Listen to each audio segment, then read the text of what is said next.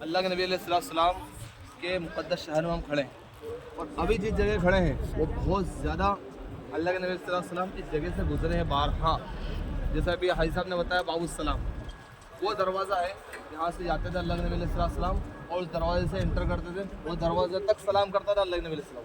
बाबुस्सलाम नाम इसी से पड़ा हुआ है। दूसरी बात कि ये पहाड़, ये जो पहाड़ दिख रहा है ना, ये काट दिया गया बहुत सारा काट दिया, लेकिन जो पहाड़ छोड़ रखा है जैसे वो कोना हुआ, उस तरफ का हिस्सा हुआ, ये हुआ, ये सारी चीज़ें इन्हीं ज़ियारत की।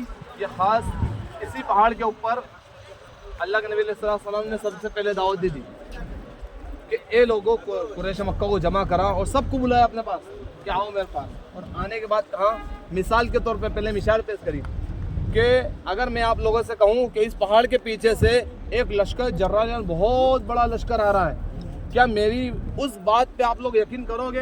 तो सब ने एक आवाज़ होकर कहा कि आप सादिक और अमीन हैं, आपकी बात पे हम यकीन करेंगे। है माना पूरी बात। तो फिर अल्लाह के नबी अलैहिस्सलाम ने कहा, या ए लोगो कलमा पढ़ लो कामयाब हो जाओगे, या युन्नास कुलू ला इलाहा इल्लल्लाह तुफ्लिहू, ए लोगो कलमा पढ़ लो कामयाब हो जाओगे। तो अबू जहल फौरन उठा कि मोहम्मद सल्लल्लाहु अलैहि वसल्लम, उसने सल्लल्लाहु अलैहि वसल्लम नहीं बोला है तो अपन बोल रहे हैं, एक अबू जहल ने पत्थर उठा के मारा। उस वक्त आयत नाज़िल हुई सूरत तब्बत यदा अबी लहब व तब, ए अबू जहल तेरे पूरे दोनों हाथ हलाक हो जाए। तो उस वक्त दावत दी अल्लाह के नबी सल्लल्लाहु ने, और कोई ने कबूल करी कोई ने नहीं कबूल करी, और वो वाक़या हो गया। लेकिन सादिक और आमीन मानते थे। ये कहा कि आपकी बात मानेंगे, लेकिन जैसे ही दीन की दावत पहुंची लोगों तक के तो हर एक ने उसको कबूल नहीं करा। क्यों? कि उनके आबा अज्जा का दीन दूसरा था। हालांकि दीन दूसरा नहीं था, अल्लाह एक है, वो भी मानते थे अल्लाह एक है, लेकिन वो बारिश का खुदा अलग, खुला चीज़ का खुदा अलग, खुला चीज़ का खुदा अलग, ये कहना था उनका, और कुछ भी नहीं था। फिर बाद में धीरे धीरे सब कुछ हो गया।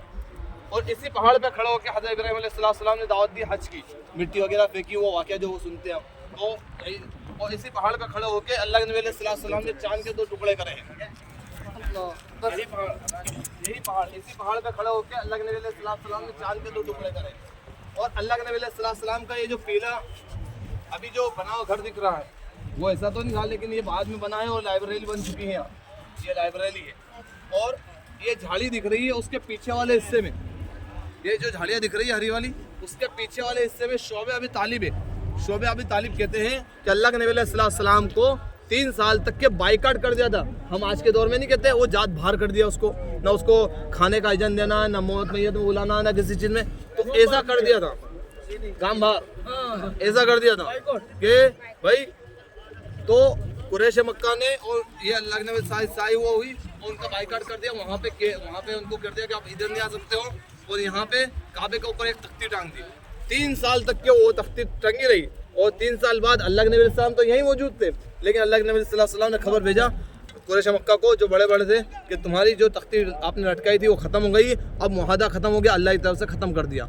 तो फिर जाना आना चालू हो गया था। लेकिन 3 साल जो गुजरे हैं बहुत शदीद गुजरे हैं, बच्चे तक के भूखे रहे हैं, और आज हमको चारों सुबह नाश्ता, शाम दोपहर में खाना, रात को खाना मिल रहा है, सब कुछ सहूलत है, लेकिन फिर भी हमको तकलीफ होती है। अल्लाह के नबी अलैहिस्सलाम ने इस रास्ते पे कैसे सफ़र करा होगा? अल्लाह के नबी अलैहिस्सलाम 3 साल वहाँ कैद कैसे रहेंगे? अपने दिल पे हाथ रख के सोचे, एक माँ बच्चे को सुलाती है अपने पास और वो मुँह देता है, तो वो बच्चे को उठा के खुद गिले में सोएगी, लेकिन अपने को गिले में कर लेगी, बच्चों को गिले में नहीं होने देगी। इसी तरह अल्लाह के नबी अलैहिस्सलाम का मामला था कि या रब्बी उम्मती, या रब्बी उम्मती, ए रब मेरी उम्मत का क्या होगा? आखिरी मरहले तक यही अल्फाज अल्लाह के नबी अलैहिस्सलाम के मुंह पे रहे। तो आज उसी नबी की उम्मत है, उसी नबी के हम लोग हैं। हम अपने घर की लड़ाई को ख़त्म करें, हम अपने भाई भाई से जो लड़ाई चल रही है उसको ख़त्म करें, अपने माशरे में जो लड़ाई चल रही है उसको ख़त्म करें, अपने बच्चों को सही तालीम दें, उनको सही नहज के ऊपर लाएं, हुज़ूर पाक सल्लल्लाहु अलैहि वसल्लम की एक एक सुन्नत को बताएं। मोबाइल चला रहे हैं उनको रोकें, उनका मोबाइल चेक करें। आज माहौल बहुत बद से बदतर होता जा रहा है, इसलिए हमको फ़िक्र करने की ज़रूरत है, हमारे घर पर निगरानी रखने की ज़रूरत है, करना ज़रूरी है। बाप माँ नहीं करेगा तो कौन निगरानी करेगा?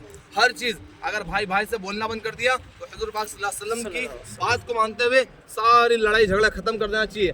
आज हम उम्रे पे आए, हज पे आए, किसी काम के लिए आए, यहाँ से हम जाएं तो लोगों के ज़बान पे ये लफ्ज़ होना चाहिए कि ये लफ्ज़ होना चाहिए कि हम के उम्रे से आए, अल्लाह के नबी सल्लल्लाहु अलैहि वसल्लम की उनके घरों की, उनके शहर की ज़ियारत करके आए, बिल्कुल पाक शफाफ माँ के पेट से ऐसे निकले, ऐसे हम होके आए। तो इसलिए फिक्र करें, ठीक है इंशाअल्लाह।